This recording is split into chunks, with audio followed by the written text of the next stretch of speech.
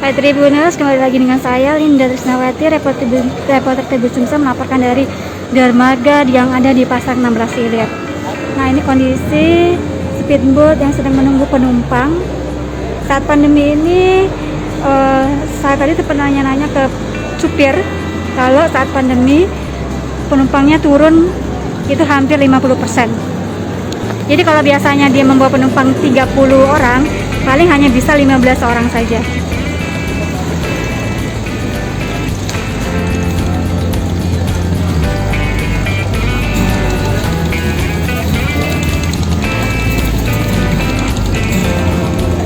Oke, inilah suasana di dermaga yang ada di Pasar 16 Ilir.